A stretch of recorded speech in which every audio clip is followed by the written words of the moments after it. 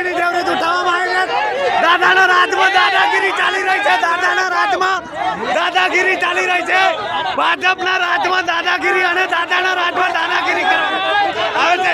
આ બહેનોની હાલત જો તમે, આ બહેનોની હાલત જે અમારે આ બહેનોની હાલત જો દાદાના રાજમાં દાદાગીરી કરવામાં આવી રહી છે। ભાઈ આ બહેનોની હાલત જો કપડા ફાડવામાં આવે છે, ખેંચ કરવામાં આવે છે।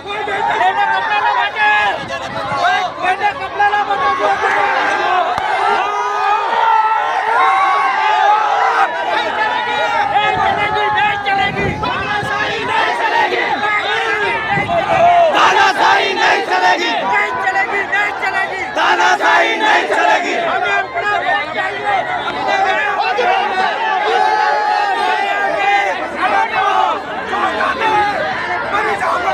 नहीं मेलो पकड़ी रखो, पकड़ी रखो। ओए बेवानु ना थातु पकड़ो एक बीजा ना। ओए पेला ने मार्यो ले, पेला ने मार्यो।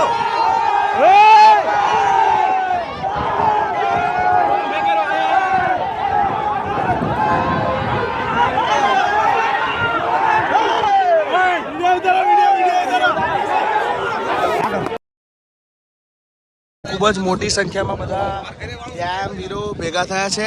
એટલે જે બાકીના જે ઘરે બેઠા છે એમને પણ વિનંતી છે તમે અમારી સાથે જોડાઓ। આ આંદોલન છેલ્લા 6 થી 7 દિવસ ચાલવાનું છે। એટલે બીજા બધા જે ઘરે બેઠા છે એમને મહેરબાની છે કે ઘરમાં બેસી રહે, તમને કાયમી નહીં કરે। એટલે તમારે મહેરબાની કરીને આવો અમારી સાથે જોડાઓ।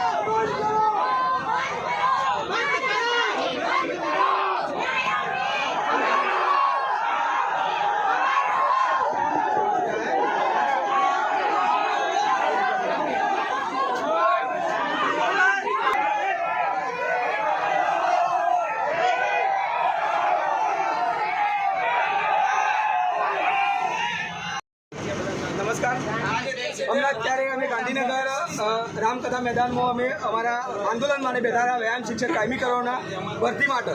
અમને 17 વર્ષથી છેલ્લા 17 વર્ષથી અમારી કોઈ ભરતી કરવામાં આવી નહીં પ્રાથમિક શાળામાં કોઈ પણ જગ્યાએ। અમને સેટ પરીક્ષા લીધી છે, એસએટી પરીક્ષા, એ પણ સરકાર માન્ય, અને અમને કાયમી કરવામાં આવ્યા નથી। તો અમે અમારા આંદોલન માટે ગાંધી ચિંતા માર્ગે અમે આંદોલન કરવા બેઠા ત્યારે અત્યારે અમને પોલીસ આવી અમને અને એમની તાનાશાહી કરી અને અમને અત્યારે રિટર્ન કર્યા છે।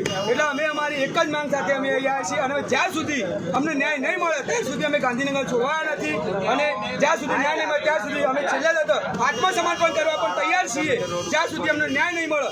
જો અહીંયા વ્યાયામની ભરતી ના કરી હોય તો મોટી સરકાર મોટા આંખો મારે છે, મોટી વાતો કરે છે।